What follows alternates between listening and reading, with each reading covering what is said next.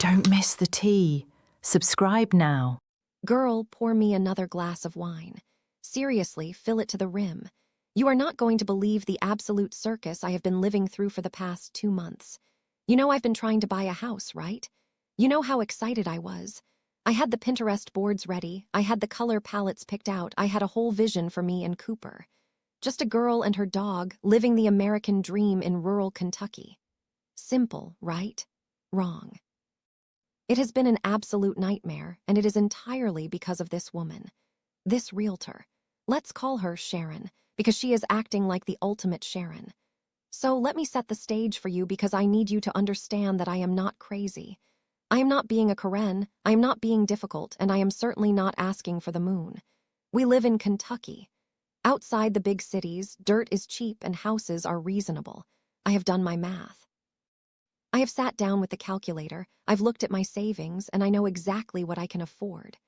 My hard max, like do not passco, do not collect $200, is $140,000.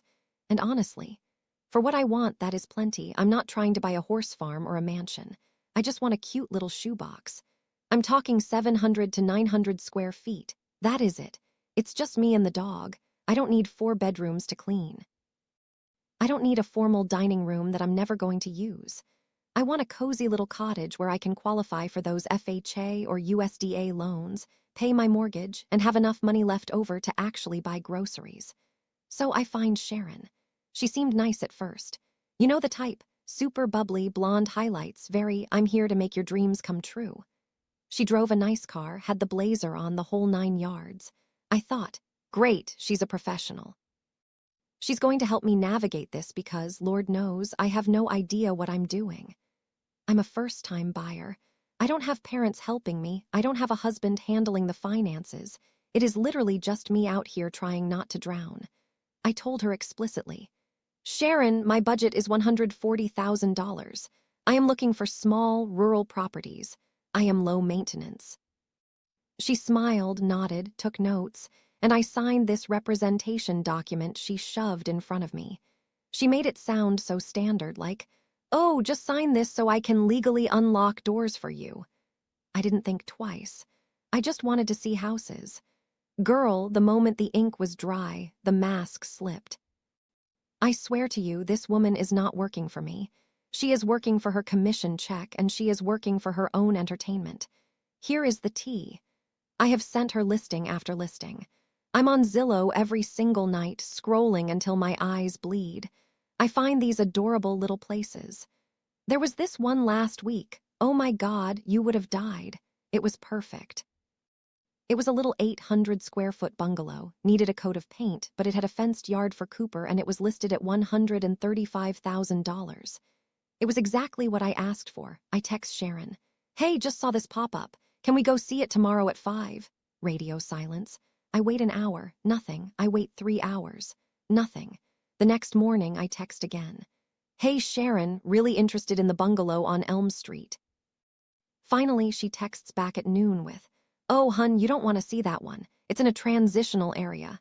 Or she'll say, I think that one has foundation issues just by looking at the photos. Or my personal favorite, she just ghosts me until the house is under contract with someone else, and then she goes, oops, missed the boat on that one, the market is just so crazy right now. Is it the market, Sharon, or is it you? But here is where it gets shady, like genuinely shady. When she does actually respond and schedule a showing, it is never, and I mean never, for the houses I send her. She picked me up last Saturday, right? I'm thinking we're going to see this little fixer-upper I sent her. We get in the car and she starts driving in the completely opposite direction. I'm like, Sharon, where are we going? And she gives me this little patronizing pat on the arm and says, I found something much better, trust me. You need to see the potential. We pull up to this house and my jaw drops, but not in a good way. It's massive. It's a brick 2-story, probably 2,000 square feet, manicured lawn, the works. It's beautiful, don't get me wrong. But I look at the flyer she hands me. $195,000. I looked at her and said, Sharon, this is almost $200,000. My max is $140,000. And you know what she said? You know what this woman had the audacity to say to my face? She goes, well, interest rates fluctuate. And if you just skip your morning coffee and maybe look at a different loan structure, you can stretch. You don't want to live in a shack, do you? Think about resale value. I was seeing red. I am not trying to be house poor. I am trying to be financially responsible. She is literally trying to push me $50,000 to $60,000 over my budget because she wants a fatter commission check. 3% of 200,000 is a lot more fun for her than 3% of 140,000. She looks at me and sees a dollar sign, not a human being. But the price pushing was only the beginning of the problem. And it's not just the price pushing, it's the types of houses. It's like she's using me to window shop for herself. We went to see another one that was technically in my budget. It was like $145,000, so already pushing it, but it was totally wrong for me. It was this modern, open-concept condo thing in the middle of town with 0 yard. I have a dog who needs to pee on grass, not concrete. I told her, Sharon, I need rural. I need a yard. She's wandering around the kitchen, touching the granite countertops going, but isn't this aesthetic just to die for? Look at the backsplash. It's so chic. I don't care about the backsplash, Sharon. I care that my dog is going to be depressed, and I'm going to be hearing my neighbors scream through the shared walls. She only takes me to properties she likes. It's like playing Barbie Dream House with a toddler who ignores what you want to play and just forces you to be the mermaid. I am so tired. I am emotionally exhausted. Every time my phone buzzes and I see her name, I get a knot in my stomach. I feel like I'm fighting my own teammate. The market is hard enough without having to battle the person who is supposed to be advocating for me.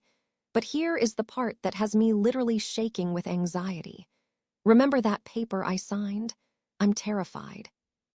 I am completely new to this buying process. I didn't read the fine print because I'm an idiot who trusts people. It was a buyer representation agreement. Basically, it says she is my agent. I don't know if it's exclusive. I don't know what the terms are. Can I fire her? Can I just ghost her?